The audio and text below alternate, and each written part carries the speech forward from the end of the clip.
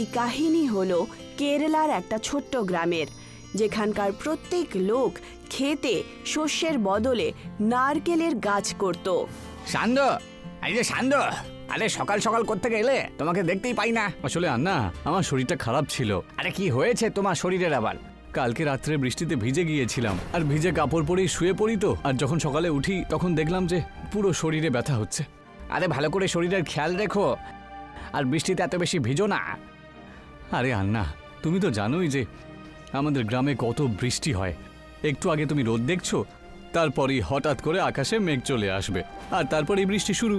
আরে সেই জন্যই তো তোমাকে এই কথাটাই আমি সবাইকে বলি, যে বেশি রোদ থাকলে পরেও বাড়ি থেকে বেরুলে বৃষ্টির সাথে ছাতাটা রাখা উচিত। কখন যে মেঘ চলে আসবে কেউ জানে না, এই ব্যাপারে কোনো কারোর ধারণাই নেই। আচ্ছা আমাকে বলো তো, তুমি আজকে সারাদিনে কি কি করলে? আরে কি আর করব, নারকেলের গাছ লাগাতে গিয়েছিলাম। তা তুমি কি করছো? নতুন নতুন চারা লাগাচ্ছ? কালকে শরীর ঠিক হয়ে গেলি কাল থেকে কাজ শুরু করে দেব। আচ্ছা ঠিক আছে, আমার কাছে কয়েকটা চারা রয়েছে, তুমি কাজে লাগিয়ে নিও। কালকে সকালে এসে আমার কাছ থেকে নিয়ে নিও। ঠিক আছে আন্না। আন্না নিজের বাড়ির দিকে চলে যায়। যাই গিয়ে একটু জমিটা আমি দেখে আসি যে কত চারা লাগানো যাবে। সন্ধু নিজের ক্ষেতের দিকে রওনা হলো, যেখানে রাস্তায় সে দেখতে পায় নারায়ণীকে। এখন শরীর কেমন আছে সন্ধু? আন্না বলছিলেন যে তোমার শরীর একটু খারাপ আছে। হ্যাঁ, এখন একটু ঠিক আছি। তা তুমি কোত্থেকে আসছো? বাবার সাথে খেতে গাছের রোপাইয়ের জন্য গেছিলাম। আমিও তো জমির দিকে এগোচ্ছি, ওই একটু দেখে নি যে কত চারা ওখানে লাগাতে হবে। আচ্ছা, আরে হ্যাঁ, বাবা বলেছিল যে যখন তোমার নিজের পাকা বাড়ি হবে না তখন তোমার সাথে আমার বিয়ে করিয়ে দেবেন, নয়তো বাবা আমার সম্বন্ধ অন্য জায়গায় খুঁজে নেবেন। তুমি গিয়ে বাবাকে বলো যে আমি খুব চেষ্টা করছি, ঠিক আছে? আর এই বছরের শেষ সময় পর্যন্ত আমার নিজের একটা পাকা বাড়ি হয়ে যাবে, তাই অন্য কোনো সম্বন্ধ দেখার দরকার নেই। এইটুকু বলে সন্ধু নিজের ক্ষেতের দিকে চলে যায়, আর নারায়ণী নিজের বাড়ির পথে চলে যায়। নারায়ণীর কথার পর এখন সন্ধু একটু চিন্তিত হয়ে উঠল। তারকে এখন তাড়াতাড়ি পাকা বাড়ি বানাতেই হবে। এই বছরে যদি নিজের পাকা বাড়ি না করতে পারি তাহলে নারায়ণীকে আমি বিয়েও করতে পারবো না। এই বছর আমাকে কঠোর পরিশ্রম করে অনেক নারকেল গাছ লাগাতে হবে। সন্ধু খেতে চলে যায় আর মাপ নিয়ে চলে আসে যে ও কত কত দূরে গাছের রোপণ করতে পারবে।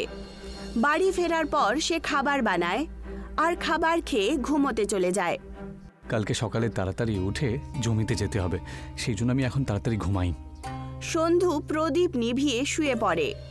পরের দিন সকালে ও তাড়াতাড়ি উঠে পড়ে আর গাছ নেওয়ার জন্যে আন্নার বাড়িতে চলে যায়। আন্না, ও আন্না, আমি এসেছি, নারকেলের চারাগুলো দিয়ে দাও। আরে ভেতরে এসো ভাই, আমি ভেতরে একটু জল খাবার খাচ্ছি, তুমি একটু জল খাবার খেয়ে নাও, তারপরে নিয়ে যেও চারা। না আন্না, আমার দেরি হয়ে যাবে। আরে ভেতরে এসো না, লজ্জা পাচ্ছ কেন? তাড়াতাড়ি এসো ভেতরে। এই না মা, ওকে একটু জল খাবার বাইরেও দিয়ে এসো। ভেতরে তো আসবেই না। ঠিক আছে বাবা। সরোজিনী একটা থালায় ইডলি, বড়া আর চাটনি নিয়ে বাইরে আসে আর সন্ধুকে খেতে দেয়। এই নাও দাদা, জল খাবার খেয়ে নাও। আর জল খাবার খেতে শুরু করে। কিছুক্ষণ খেয়ে নেওয়ার পর আন্নাও বাইরে চলে আসেন। হয়ে গেল জল খাবার, চলো আমি তোমাকে নারকেলের চারাগুলো দিয়ে দিই, চলো। আন্না সন্ধুকে নারকেলের গাছ দিয়ে দেয় আর সন্ধু সেই গাছগুলোকে নিয়ে নিজের ক্ষেতে রোপণ করে দেয়। এবারে অনেক পরিশ্রম করতে হবে আমাকে, তাহলেই পাকা বাড়ি তৈরি করার পয়সা জোগাড় করতে পারবো। সন্ধু গাছ রোপণ করার পর তার গোড়ায় ছোট্ট ছোট্ট গর্ত করে তার মধ্যে খাদ আর জল ঢেলে দেয়, যাতে সেগুলো তাড়াতাড়ি বড় হয়ে যায়। এখন সন্ধু প্রত্যেক দিন নিজের খেতে যায় আর গাছে জল দিতে শুরু করে। নারকেলের গাছ তো বেশ তাড়াতাড়ি বড় হচ্ছে, এবারে অনেক নারকেল বিক্রি করব। কিছুদিনের মধ্যেই সব গাছেই নারকেল চলে আসে। ট্রাকওয়ালারা এসেছে নারকেল কেনার জন্য, চলো তাড়াতাড়ি চলো, গাছ থেকে নারকেলগুলো পারবে, চলো যাও। না না, এবারে আমি ট্রাকওয়ালাদেরকে নারকেল বিক্রি করব না। ওরা আমাদের থেকে 10 টাকায় মাত্র একটা নারকেল কেনে, আর শহরে গিয়ে দোকানে ওরা একটা নারকেল 50 টাকায় বিক্রি করে দেয়। একটা নারকেলে মাত্র পুরো 40 টাকা লাভ করে ওরা। আরে সেটাই তো বলছি, সারা বছর পরিশ্রম করব আমরা, আর লাভ করবে ওই মাঝখানের লোকগুলো। আর এমনিতেও এই বছরে আমার বেশি পয়সার দরকার রয়েছে, কারণ পাকা বাড়ি বানাতে হবে।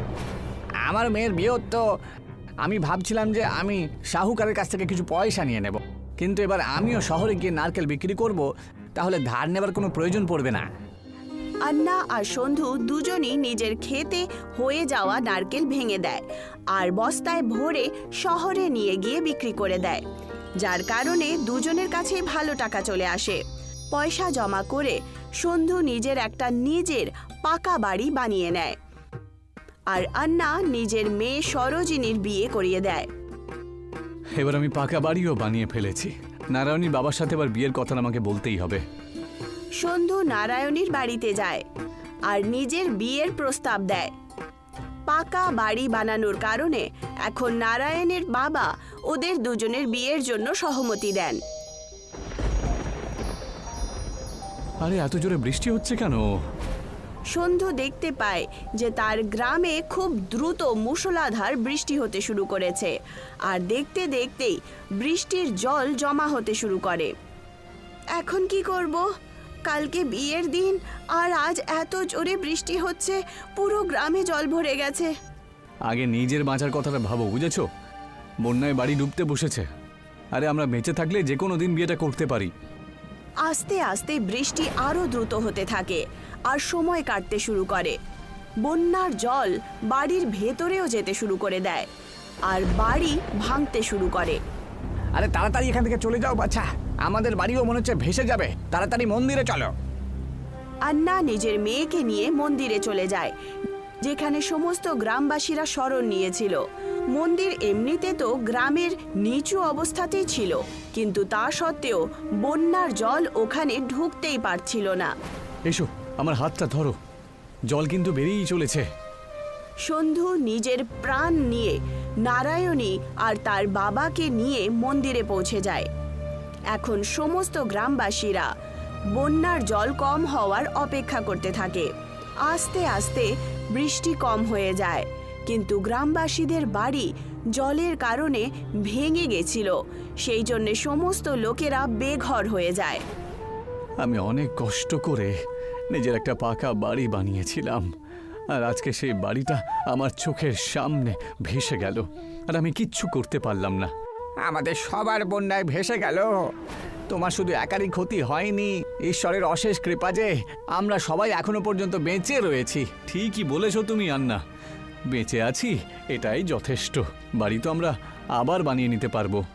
তক্ষুনি ওখানে নারায়ণী আর তার বাবা চলে আসে। এখন তো আমার কাছে কাঁচা বাড়িটাও আর নেই, তাহলে কি এবার আর নারায়ণের সাথে আমার বিয়েটা আপনি দেবেনই না? না বাবা, এমন ব্যাপার নয়। তুমি হলে খুবই পরিশ্রমী ছেলে, আজ নয়তো কালকে তোমার বাড়ি তুমি বানিয়েই নেবে। আর আমি তো খুব খুশি যে আমি তোমার মতন একজন পরিশ্রমী জামাই পেয়েছি, যিনি আমাদেরকে এই বিপদের সময়ে আমাদেরকে আশ্রয় দিয়েছেন। এসো, ওনাকে ধন্যবাদ জানাই। সমস্ত গ্রামবাসীরা এখন মন্দিরের উঠোনে একত্রিত হয় আর আয়াপ্পা দেবের পুজো অর্চনা করে। হে প্রভু, আমাদের সবাইকে আপনি আপনার বাড়িতে শরণ দিয়েছেন, সেই জন্য আমরা সবাই গ্রামবাসীরা আপনার কাছে কৃতজ্ঞ থাকিব। কিন্তু আমরা কতদিন এখানে থাকবো? হে প্রভু, আমরা পরিশ্রম করে আবার বাড়ি তো তৈরি করতে পারি, কিন্তু বন্যাতে তো আমাদের জমিও শেষ হয়ে গেছে। এখন আপনি আমাদেরকে পথ দেখাতে পারবেন।